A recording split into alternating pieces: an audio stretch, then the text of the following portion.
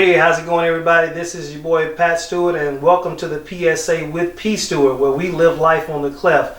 Community, love, education, faith, and fitness.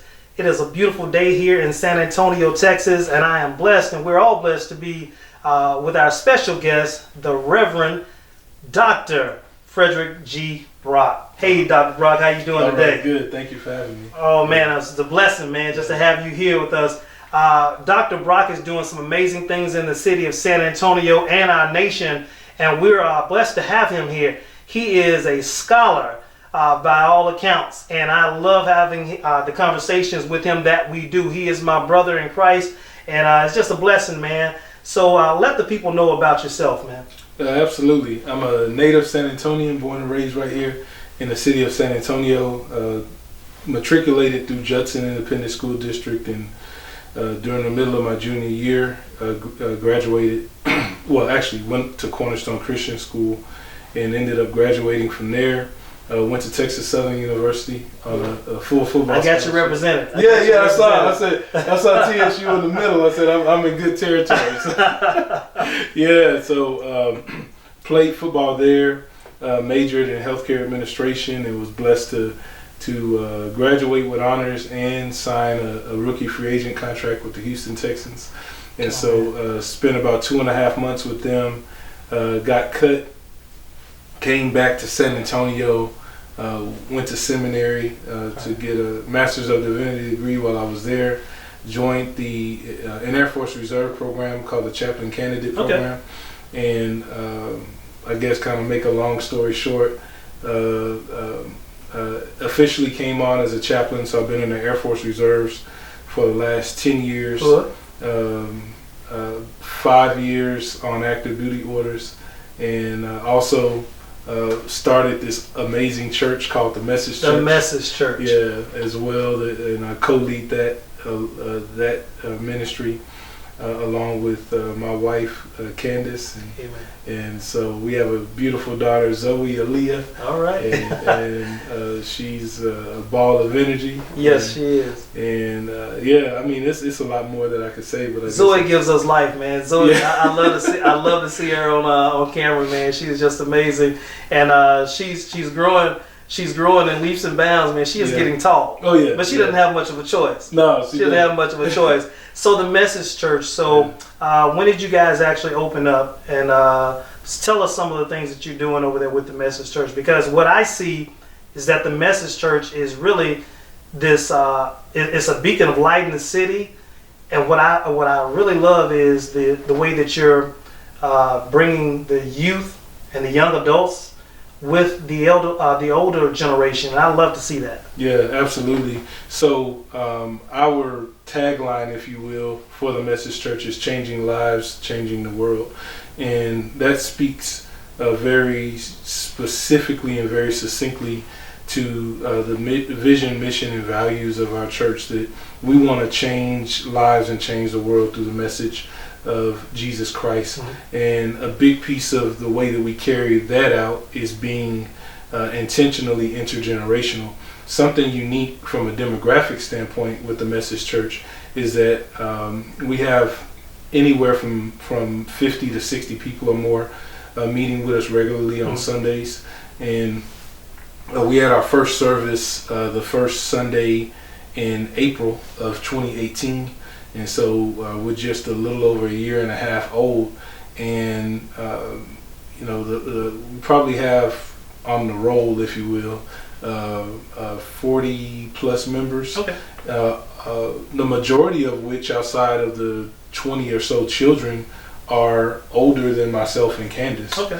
And so that's something that we don't take lightly, that folks who are significantly older than us have put us in charge of their spiritual care. That's awesome. And but it's blessed us with a unique opportunity as well, that the crowd who's around our age, in the 30ish, 40ish crowd, we have that crowd. We have a significant amount of school-age children, and we're all learning from one another, and that's reflected in our service as well. That's awesome. So, yeah. And that intergenerational thing that you speaking on, I think that's one of the things that I would like to see more of, not just even in the church, but just even outside of the church. We often talk about, as the African American community, it takes a village to raise a child. Yeah.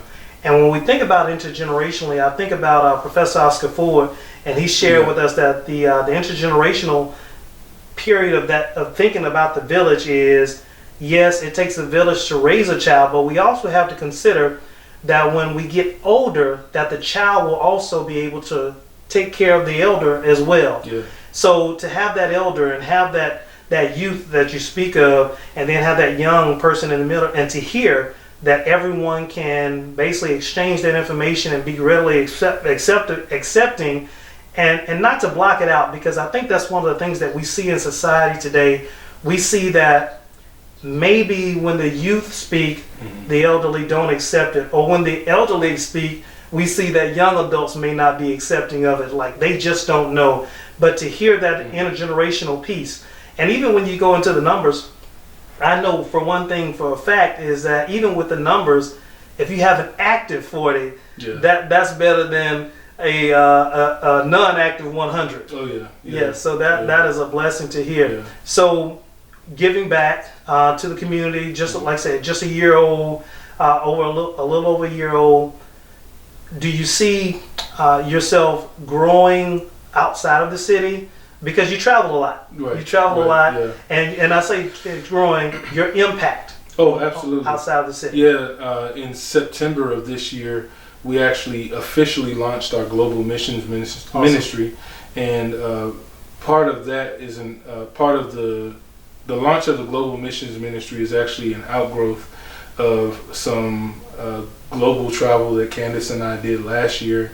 In August of 2018, we had the opportunity to go to Haiti, actually some of the worst parts of Haiti, with Compassion International. Awesome. And as we traveled and we saw the plight of these children who really just needed an opportunity, we said, hey, this is an immediate opportunity for us as a brand new local church to get involved in the global community. Yes. And then just a few months after that, I traveled to Israel on a 10-day pilgrimage to various holy sites within Israel.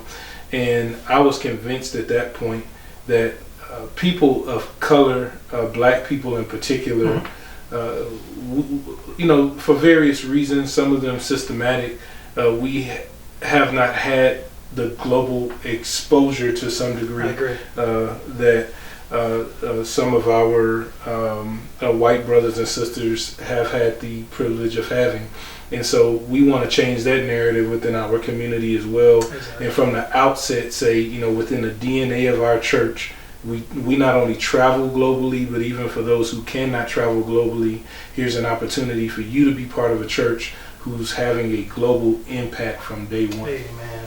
And that's that is what it's about. We're talking about what I hear is that universal church. Yeah. Because we can get caught up so many times locally that what we do is, if it's not happening in our community, it must not be happening. Yeah. So our concerns for the church should extend outside of the four walls, outside of our community, and we should connect with each other locally, statewide, nationwide, and globally.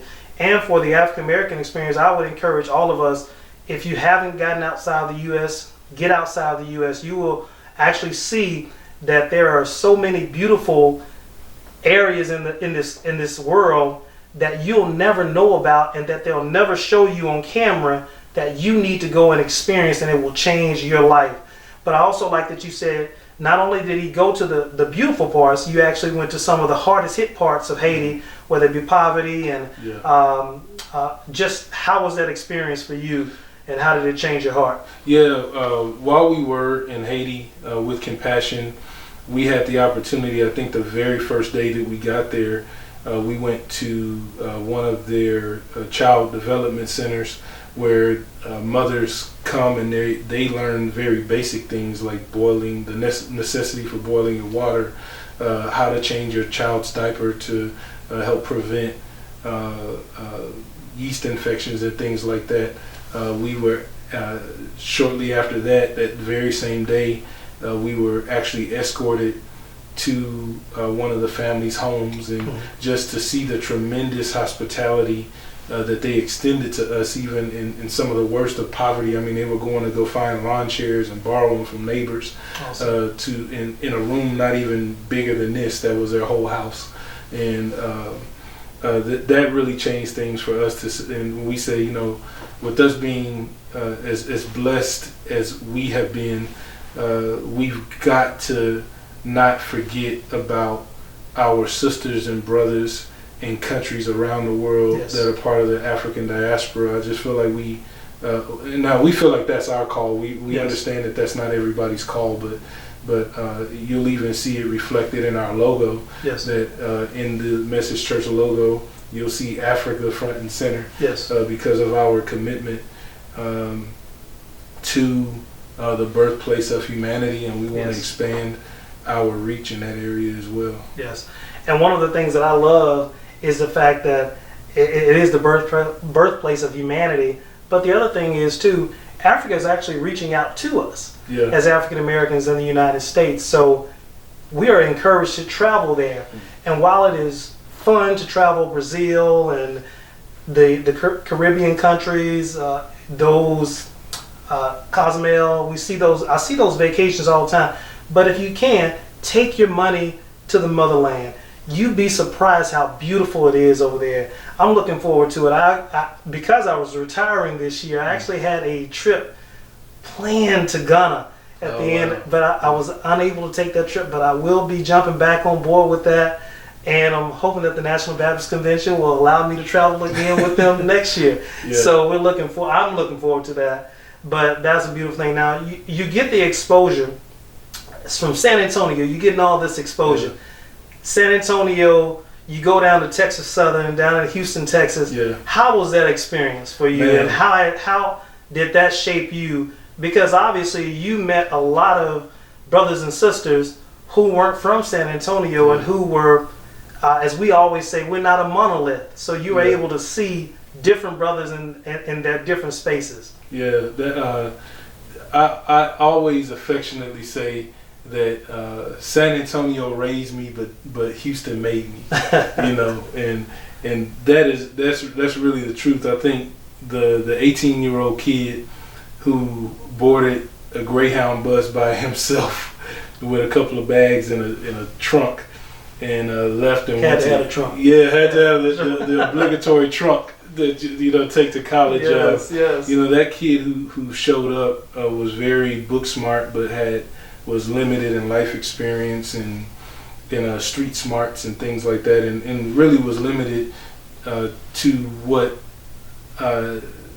I was really limited to what I had experienced here in San Antonio. Now, granted, I had traveled all around the country because my father's a truck driver, and so on the weekends and especially during the summers, we were traveling and being exposed to different places. But a lot of times I was driving to a truck stop, from that truck stop to somebody's house because he was moving household goods, so we weren't really getting an opportunity to see the city and experience cultures and things like that. So going to TSU, just the whole of the experience. Number one, I didn't want to go there. When I went on my recruiting visit, my parents went, and all my mama was stuck on was the dancers, the Tiger Sensations at the basketball game. She was. It's the HBCU experience. Yeah, I think we were stuck on it for different reasons, So when I just saw like the poverty and different things at that particular time, that before a lot of the gentrification that came into the Third Ward took place. When they drove us around the campus, I said, absolutely not. I'm not coming here, And I guess in my mind, I gotten a little bougie from my little year and a half at the private school. Okay. But little did I know, I really needed to be immersed in the Black experience. Amen. And I can't tell folks enough. I have a degree from two predominantly white institutions in Baylor and the Yable School of Theology here locally, where I got my doctorate. But it's nothing like the Black college experience. Right. And it grounded me and gave me a heart for my people. Yes. And really, even my doctoral focus was African American pastoral leadership, but the roots of even my terminal degree work are those roots were given and grounded at Texas Southern University. And for the very first time, I had the majority black professors and who were holding me to standards, and they cared about me in a way that I had never been cared for by white teachers. And I'm not nothing against white teachers or anything, but it's just different. It was just a different kind of love and a different kind of intensity that I experienced in that way. It is. So I can't say enough about my black college experience, and I feel the same way. When I went to Israel, I came back after that 10-day experience, and I said every Christian needs to, this able-bodied Christian needs to go on a Israel pilgrimage at some point in their lifetime, and I feel the same way. Every black person that's able to ought to get a degree from a black college at some point in their lifetime. Do you have any professors or instances that just kind of stick out that you kind of think about, like, that was a great experience, and if I had not gone to TSU, I would have missed out on that? Playing football, I had a number of coaches that made a great impact on me. One of them just passed away a few months ago, Coach Bill Thomas, and he gave me a shot. And really, when you look at it, you look at the history of HBCUs and sports in general. That's really one of the great legacies of HBCUs, that we were given opportunities to us when some of the other major universities were not giving opportunities to us. And Bill Thomas, when I transferred schools and fell off the recruiting map, and he gave me a full scholarship based off of my coach's word. He had never even watched film on me. That's awesome. So, and the rest is history from there. It turned out to be a great decision on his behalf. So not only for the school, but for me also. I often think about the HBCU experience, and think about the instructors and how they serve as professor, and they serve as this light for you in their intelligence, because they are amazing in their fields. But then at the same time, they play almost family member to you as well, where they can get down to the level with you and say, straighten up and fly right if you need to. So I think that was one of the best things for me. Yeah, and there was I guess to answer your original question, there was a professor in my healthcare administration program, Dr. Polly Sparks Turner. She was an AKA, old school AKA, but spoke very properly. She exuded elegance and excellence, and I knew when I went to Dr. Turner's office, I better straighten up. I better be dressed a certain way. Yes. Before I turned in a paper to her, I better check it twice and all those things. And she would be correcting me as I was speaking and saying things, and it's just that level of involvement that you get that you probably don't get it at another institution or another type of institution. I would agree, especially for the African American, that experience of being, because I think that they see something in you that they know that you can become, but sometimes what we have a tendency to do is to believe that what we are is all that we can be. And the HBCU experience is to push you over that. It's a safe space where you can grow. You can be exposed to so much, where I want to always dispel the myth that because you're in this HBCU experience that you're not going to be prepared for the outside, which is totally false.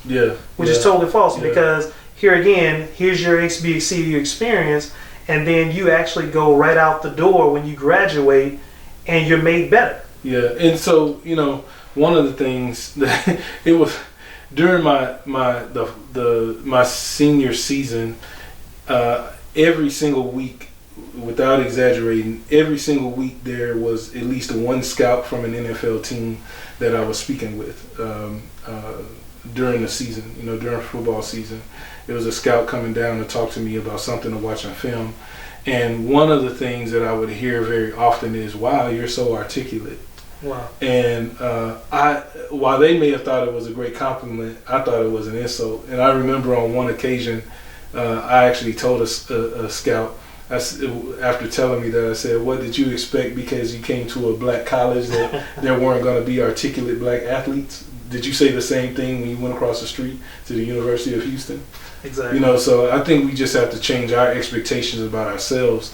And I hope that the worldwide community, or at least, the nationwide community, would change their mind, that they have this negative preconceived notion about HBCUs as well. And what I always tell people is there are over 100 HBCUs in the country.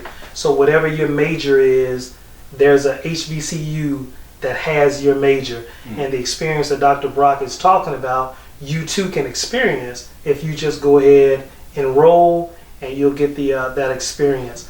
So you also got a chance to pledge as well. Yes. So throw up the ice, A5A. Yeah. So get a chance to get that whole experience, and that's just one of those things that ties you into that HBCU experience. Yeah. So you graduate from the HBCU, and you have the ability now to go and play football and live out your dreams. But you actually went to live out that dream, but then you went back the scholar way. Yeah. Tell us about that. Yeah, so, signed with the Houston Texans. It was a dream come true.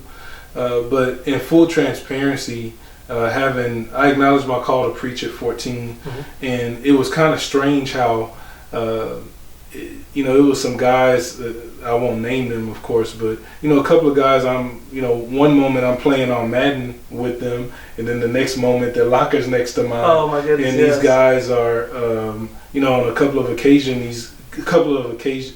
different occasions, these guys are coming up to me, and like they just start pouring their heart out to me, and asking me to pray for them, and not knowing who I was in terms of like acknowledging my call to ministry, and in my mind, but they could see it. Yeah, they could see it, and I would in my mind I would say, "Oh God, I've been found out," because I feel like I was gifted at playing, and I felt like in a way I was using football to run away from my call. All right. But of course, who's gonna say anything to I signed a $1.3 million contract.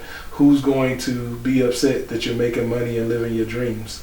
But sometimes you can be making money, living your dreams, but falling short of God's call at the same time. That's right. And so my mother even told me, we were watching some kind of football special a couple of years ago, and she told me, she said, Fred, when you got cut, that was the best, one of the best days of my life. And I guess for me now, looking back on it, I wasn't. Yes, it was like a dream dash, but I was being released to pursue what God had for me. So, immediately I had told myself that I would only give it a year, and I didn't. I gave it a couple of months. I went and worked out with the Giants afterward. They didn't end up signing me, but in the process, I was applying to go back to school at Baylor. So once I got accepted, I told God, God, you're gonna get the best of my years, And so went back to school full time, and I've always wanted to serve in the military. Yes. And there was an opportunity that came about when I found out about the chaplain candidate program. Air Force. Yeah, Air Force Chaplain candidate program, and had to be one of the best decisions I've ever made in my life, because I've always been interested in curriculums and things like that. I was one of those guys in undergrad who I had an academic advisor, but I made my own schedule every year, and always paid a lot of attention to that.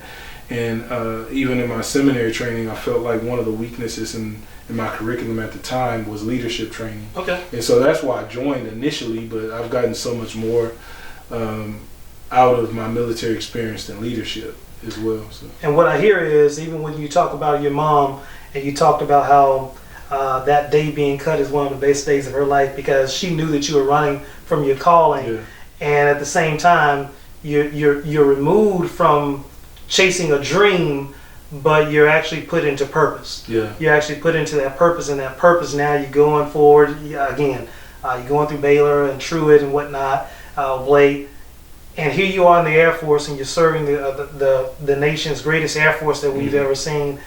And these young airmen are coming up to you now, and they would not have had that blessing of having you over them and their spiritual care had you still been playing, or had you went a different route. And one of the things I think that we do sometimes is we can be so engulfed in what we want to do, and we fight off God's purpose. And I'm so glad that you yielded to God's purpose, because it has blessed so many of us. I've been blessed by it, because for those who don't know, I've been able to serve under him when he was, and I say under him, when he was our youth minister at Antioch Baptist Church. Then he went off and came back, and he was able to do my ordination service. Yeah. And he actually did the invocation at my retirement. Man, you have blessed my family in a tremendous way. And so we're just thankful. I'm glad you took that route. Oh, bless you. Yeah, glad you took that route. I mean, I'm looking back, and if the Lord says the same, I pray that I have a lot, many more years going forward to serve the Lord. But I mean, just looking back on these last 36 years has been a great ride so far. And man, I tell you, just my Air Force experience and working over at Lackland in particular, the gateway to the Air Force. That's it. I've had an opportunity, especially over the last 5 years on active duty orders, to touch literally thousands of people, to meet people on their journey from transitioning from civilians to warrior airmen, and that's a challenge. Yeah, it's a challenge. It brings about some unique challenges, but at the same time, I see how God is using that in my role as a civilian pastor, because every single day I get to interact with a cross section of society, and so it helps me keep my finger on the pulse of what's going on culturally as well. Exactly. Yeah. And as a pastor, you've written a book. Yeah. All right. Can Jesus Get a Witness? And you co-authored this with your wife, Kandace Brock. Yeah. Tell us a little about this book. Yeah, so we've always had this dream of writing a book. And so in 2015, we decided, actually 2014-15, we got with a small publishing company, and we compiled some of our sermon manuscripts and put them into into a form that could be read, but were very conversational. Okay. And so it was an opportunity for us to do a major work together. And since then, we've actually come up with this idea that we hope to put into action before the end of the year, to start our own publishing company, so that we can publish our own works and control the creative process. And those who are maybe even in your congregation who want to publish, and those of you who are listening and on the outside, if you're looking for somebody, here's somebody. This is how we connect with people. This is how we start things in our communities, because there are so many things that evade us and that we can't reach to. So you got somebody right here. We always talk about controlling the narrative, but control the narrative of video and publishing as well, and things that we hear, things that we read. This is how we control the narrative. So kudos to you guys on that. I'm looking forward to that. Yeah, we're hoping, Kandace does her Honeybee U Women's Conference every January. So it'll be the third weekend in January this 2020. Third weekend, ladies. And she's it's actually an official Dream Week event this year. So we're really, really excited about that and what it means in terms of exposure and being able to reach a different group of women who we haven't reached before. And so we're hoping to actually drop the first book from our publishing company at the conference, which will be a Honeybee U devotional for women that Kandace is currently writing. Always thinking ahead. Yeah. Look, thank you, Dr. Brock. And how can others get this book? So we're hoping to do like a remake of the book, but the book is still available on Amazon if you want to order it. Yeah. Can I Get a Witness? Sermons to Move You to Action. So, Dr. Brock, it has been a pleasure, man, having you with us today. So much that you blessed us with and inspired us. You've inspired me. I always love being around you, and I wish you guys could have even experienced the conversations that we have off camera, because we're always trying to learn more. So, Dr. Brock, good luck to you and the Message Church. And I say good luck because I know God's going to bless it and just bust that thing open. I just hope that people line up and get their cups because the overflow is coming. You want to make sure you line up. If you're not a member of a church, log on. You go on live as well. Yeah, we go Facebook Live. You can also read more about us at themessagesa.org. All right. Hey, Dr. Brock. Hey, man. Thank you for coming today. You blessed us. Oh, thank you for having me. This has been the PSA with Stewart with our guest, Dr. Brock, who has truly blessed us on today. Remember, the PSA, where we live life on the cleft. Community, love, education, faith, and fitness. When you put all those things together in your life, you're going to be blessed. As always, I love you, and there's nothing you can do about it. Peace. To learn more about the Message Church, log on to www.themessagesa.org. That is, themessagesa.org. Also, you can log on to www.fgbministries.com. That's fgbministries.com. And we love to hear from you at the PSA with Patrick D. Stewart. Contact us by Facebook, Instagram, or Twitter, or even by email. We look forward to hearing from you. Take care, and as always, God bless.